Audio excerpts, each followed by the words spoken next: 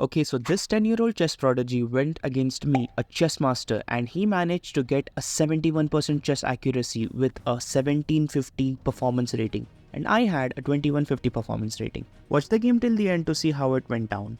Okay, so I'm setting up the clock before starting the game, and Richard seemed to be very excited to play against me.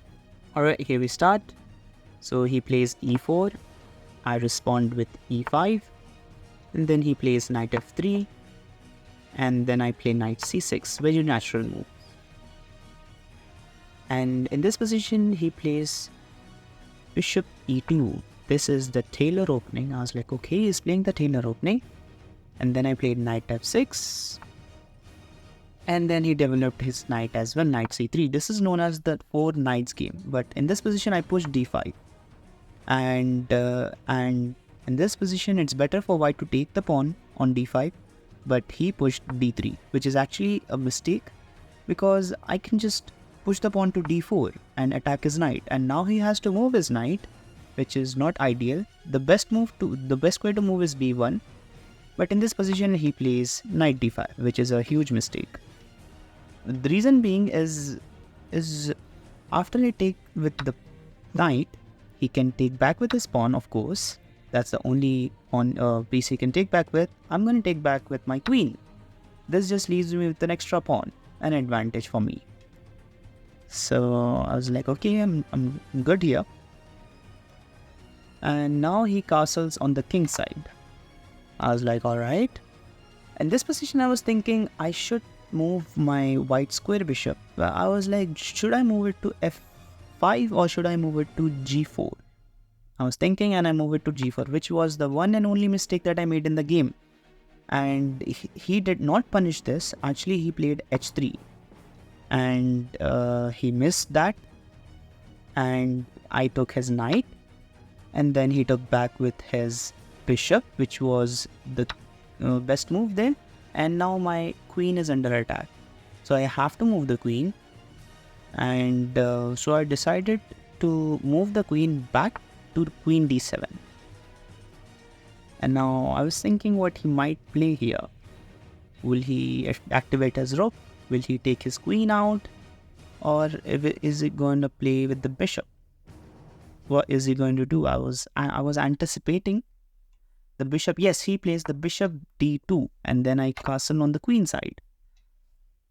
And now I was like, okay, what is he gonna play now? Now he made a big mistake by playing bishop g4, because I can counter this move by f5.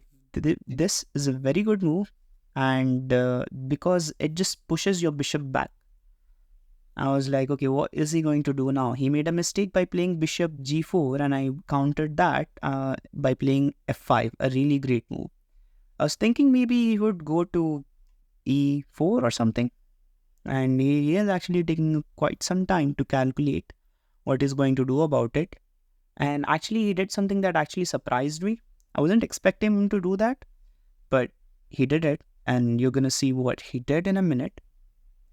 After all that long calculation and all that careful thinking, I was like, okay, what's he going to do? And he takes my pawn on f5. I was like, what? I could just take back with the queen like that.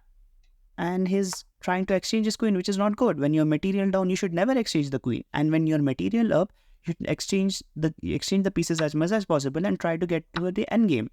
So he takes my queen, I take his queen, I takes back with a pawn, and now his pawns are doubled up, which is not good at all. And I am in a very immense advantage, and I play bishop b4, trying to exchange his black square bishop. And in this position, he did not go for the bishop and attacked my rook. So I was like, okay, if you're gonna attack my rook, then I'm just gonna take the bishop back and protect my rook. And I was waiting what he would do in this situation. Maybe I thought he'd take his bishop back, but to my surprise, he actually took my bishop, and I took back with the knight. And this game is getting simpler, and I'm trying to get to the end game. And in this position, he plays c4, which is a good move. And in this position, I have an excellent opportunity to play en passant, and which was amazing, which was great, but I did not do that.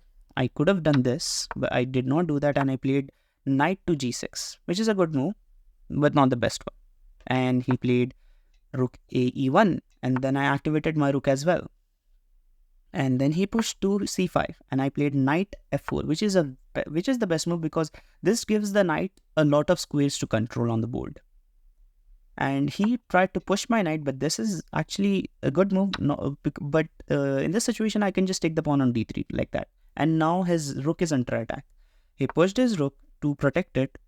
And now in this position, I was like, what do I do? Okay, I am winning, but I have to convert this position into a winning position. And I just played rook e2. The plan is to double the rooks and attack the center and then push the 2 pawns in the center and eventually promote them to a queen. That was my plan. And I was anticipating if he'd play rook e1, but I was thinking what he might do, because he couldn't play rook even because of the knight. Knight can take the rook, and he pushes his pawn, which is actually a good move. I don't hate this move at all. And then I just played rook d8 according to my plan, doubling my rooks and going for the center. He knew he feels that he's in trouble and his time is running out, and he is playing for a disadvantage, but he's keep on fighting. He pushes his pawn to f4, and I take the pawn on f4, and he takes back with his pawn, which is a mistake because I can take his rook now.